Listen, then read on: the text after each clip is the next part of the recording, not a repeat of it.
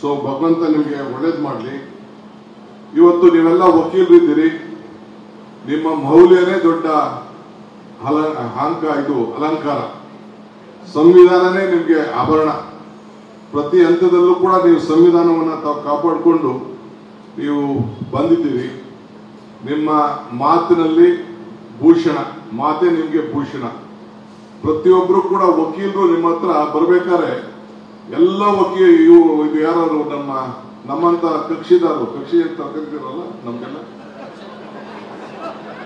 ಕಕ್ಷಿದಾರ ಬರ್ಬೇಕಾದ್ರೆ ನಿಮ್ಮ ಹತ್ರ ಬರ್ಬೇಕಾದ್ರೆ ನಿಮ್ಮ ಮುಂದೆ ನಿಂತ್ಕೋಬೇಕಾದ್ರೆ ನಿಮ್ನ ದೇವರು ಅಂತ ನಾವು ಬರ್ತೀವಿ, ನಮ್ಮನ್ನ ರಕ್ಷಣೆ ಮಾಡ್ತೀವಿ ಅಂತೇಳಿ. ಸೊ ಹಂಗೆ ದೇವಸ್ಥಾನಕ್ಕೆ ಹೋದಾಗ ಬಂದು ನಮ್ ಕಷ್ಟ ಸುಖ ಎಲ್ಲ ನಿಮ್ಮ ಹತ್ರ ಹೇಳ್ಕೊಳ್ತೀವಿ, ನಮ್ಮನ್ನ ರಕ್ಷಣೆ ಮಾಡ್ರಪ್ಪ, ನಮ್ ಜೈಲ್ಗೆ ಹೋಗೋ ತಪ್ಪಿಸಿ, ಬೇಲಾಗತ್ತೆ ಕೊಡಿಸಿ, ಬೇರೆ ನಾವು ನ್ಯಾಯ ಕೊಡಿಸಿ, ಯಾರೋ ದೋಚ್ಬಿಟ್ಟಿದ್ದಾರೆ, ನಮ್ಮ ಆಸ್ತಿ ದೋಚ್ಬಿಟ್ಟಿದ್ದಾರೆ, ಕೇಸ್ ಹಾಕ್ಬಿಟ್ಟಿದ್ದಾರೆ, ಸುಳ್ಳು ಕೇಸ್ ಆಗಿದ್ರೆ ಏನು ನಮ್ಮ ಕಷ್ಟಕ್ಕೆ ಬರ್ತೀವಿ. ನಿಮ್ಮ ಮೇಲೆ ಒಂದು ನಂಬಿಕೆ. ನಮ್ಗೆ ಸರ್ವಜ್ಞ ಒಂದ್ ಕಡೆ ಒಂದು ಮಾತು ಹೇಳ್ತಾನೆ, ನಿಂಬೆಗಿಂ ಹುಳಿ ಇಲ್ಲ, ದುಂಬಿಗಿಂ ಕರಿ ಇಲ್ಲ, ಶಂಭುಕ್ಕಿನ್ನ ಅಧಿಕ ದೇವನಿಲ್ಲ, ನಂಬಿಕೆಗಿನ್ನ ದೊಡ್ಡ ಗುಣ ಇಲ್ಲ ಅಂತ. ಅಂದ್ರೆ ನಿಂಬೆಗಿಂ ಹುಳಿ, ನಿಂಬೆಹಣ್ಣು ಇದೆಯಲ್ಲ, ಎಲ್ಲಾ ಹುಳಿಗಳಕ್ಕಿನ್ನ ಶ್ರೇಷ್ಠವಾದಂತ ಹುಳಿ ನಿಂಬೆಹಣ್ಣು ಹುಳಿ ಅಂತೆ. ಈ ಮಾವಿನ ಹುಳಿ, ಹುಣಸೆ ಹುಳಿ, ದ್ರಾಕ್ಷಿ ಹುಳಿ, ಇಂಥವ ಎಲ್ಲ ಹುಳಿಗಳಿಗೂ ಶ್ರೇಷ್ಠ ನಿಂಬೆಹಣ್ಣು ಹುಳಿ ಅಂತೆ. ದುಂಬಿಗಿಂ ಕರಿಲ್ಲ ಅಂದ್ರೆ ಕಪ್ಪು, ನಿಮ್ ಕಪ್ಪು, ಕೋಟಲ್ಲಿರೋ ಕಪ್ಪು, ನಮ್ ಕೂದಲಲ್ಲಿರೋ ಕಪ್ಪು, ಮೈಕಲ್ಲಿರೋದು ಬಟ್ಟೆ ಎಲ್ಲಕ್ಕಿನ್ನ ನಮ್ಮ ಹಳ್ಳಿಲಿ ದುಂಬಿ ಓಡಾಡ್ತಾ ಇರ್ತಾರೆ, ಅದು ಮಖಕ್ಕೆ ಗ್ಲಾಸ್ ಹೊಡೆದಾಗ ಹೊಡಿತಾ ಇರ್ತದಂತೆ, ಅದು ಬಹಳ ಶ್ರೇಷ್ಠವಾದಂತ ಕಪ್ಪು. ಅದೇ ಶಂಭುಗಿನ್ನ ಅಧಿಕ ದೇವನಿಲ್ಲ ಅಂದ್ರೆ ನಮ್ಮ ಹಿಂದೂ ಧರ್ಮದಲ್ಲಿ ಶಂಭು ಅಂದ್ರೆ ಶಿವ, ಎಲ್ಲಾ ದೇವರಿಗಿನ್ನ ಪರಮೇಶ್ವರ, ಅವನು ದೊಡ್ಡವನಂತೆ. ಅದಾದ್ಮೇಲೆ ಏನ್ ಹೇಳ್ತಾರೆ ಅಂದ್ರೆ ಸರ್ವಜ್ಞ, ನಿಂಬೆಗಿಂ ಹುಳಿ ಇಲ್ಲ, ದುಂಬಿಗಿಂ ಕರಿ ಇಲ್ಲ, ಶಂಭುಕಿನ್ನ ಅಧಿಕ ದೇವನಿಲ್ಲ, ನಂಬಿಕೆಗಿನ್ನ ದೊಡ್ಡ ಗುಣ ಇಲ್ಲ ಅಂತ. ಎಲ್ಲಾ ಗುಣಗಿಂತ ದೊಡ್ಡ ಗುಣ ಯಾವ್ದಪ್ಪ ಅಂತ ನಂಬಿಕೆ ಅಂದ್ರೆ. ಹಂಗೆ ನಾವು ನಿಮ್ಮನ್ನ ನಂಬ್ಕೊಂಡು ಬಂದು ನಾವೇನ್ ತಪ್ಪು ಮಾಡಿರ್ತೀವೋ, ನಮ್ದೇನ್ ಕಷ್ಟನೋ, ನಮ್ದೇನ್ ಸುಖನೋ ಎಲ್ಲ ನಿಮ್ಮ ಹತ್ರ ಹೇಳ್ತೀವಿ.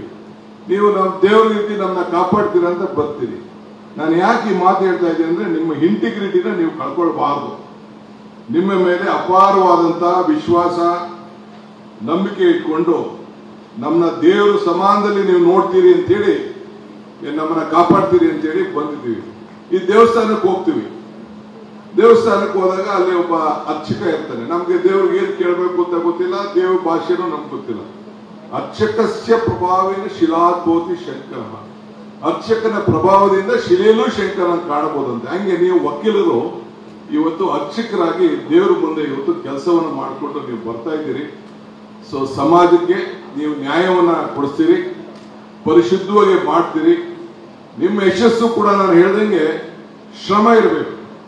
ಎಲ್ಲಿ ಶ್ರಮ ಇದೆಯೋ ಅಲ್ಲಿ ಫಲ ಇದೆ. ಸೊ ಹಂಗೆ ತಾವು ಕೂಡ ಬಹಳ ನಮ್ನೆಲ್ಲ ಬಹಳ ತಾಳ್ಮೆಯಿಂದ ವಿಚಾರವನ್ನ ತಿಳ್ಕೊಳ್ತೀರಿ, ತ್ಯಾಗನೂ ಕೂಡ ಮಾಡಿಸ್ತೀರಿ, ಕನ್ಸಿಸ್ಟೆನ್ಸಿಯಿಂದ ತಮ್ಮದೇ ಆದಂತಹ ಹೋರಾಟ ಕೂಡ ತಾವು ಮುಂದುವರಿಸ್ತೀರಿ. ಸೊ ಡಿಸಿಪ್ಲಿನ್ ಆಗಿ ನಾನು ನೋಡಿದ್ದೀನಿ, ಎಷ್ಟೇ ನಾಯಕ ಇದು ವಕೀಲರೆಲ್ಲ ಒಳ್ಳೆ ಡಿಸಿಪ್ಲಿನ್ ಇಂದ ಬಹಳ ಚೆನ್ನಾಗಿ ಕಕ್ಷಿದಾರಂಗೆ ಯಾವ ರೀತಿ ಮಾರ್ಗದರ್ಶನ ಕೊಡಬೇಕು ಆ ಕೆಲಸ ಕೂಡ ಮಾಡ್ತೀರಿ. ಜೊತೆಗೆ ಸೆಲ್ಫ್ ಕಾನ್ಫಿಡೆನ್ಸ್ ಕೂಡ ಕೊಡ್ತೀರಿ, ನಮ್ಗೆಲ್ಲ ಕಾನ್ಫಿಡೆನ್ಸ್ ಕೊಟ್ಟು ಕಳಿಸ್ತೀರಿ, ಅದು ಕೂಡ ಅಂದಿದ್ದೇವೆ. ಬಟ್ ತಮ್ಗೆ ನಾನು ಒಂದು ಹೇಳೋದು ಇಷ್ಟೇ, ನೀವೆಲ್ಲರೂ ಕೂಡ ಒಂದು ಪಾಸಿಟಿವ್ ಆಟಿಟ್ಯೂಡ್ ಅಲ್ಲಿ ಕೆಲಸ ಮಾಡಬೇಕು. ಈ ಒಳಗಡೆ ನಮ್ಮ ನ್ಯಾಯಮೂರ್ತಿಗಳು ಒಂದು ತಮಾಷೆ ಮಾಡ್ತಾ ಇದ್ರು, ಈ ಕೋರ್ಟು ಸ್ಟೇಗಳು ವಿಚಾರಕ್ಕೆ ಒಂದು ಸುಮ್ಮನೆ ಚರ್ಚೆ ಮಾಡ್ತಾ ಇದ್ರು. ಅದಕ್ಕೆ ನಾನು ಈಗ ಚರ್ಚೆ ಮಾಡಕ್ಕೆ ಹೋಗುದಿಲ್ಲ.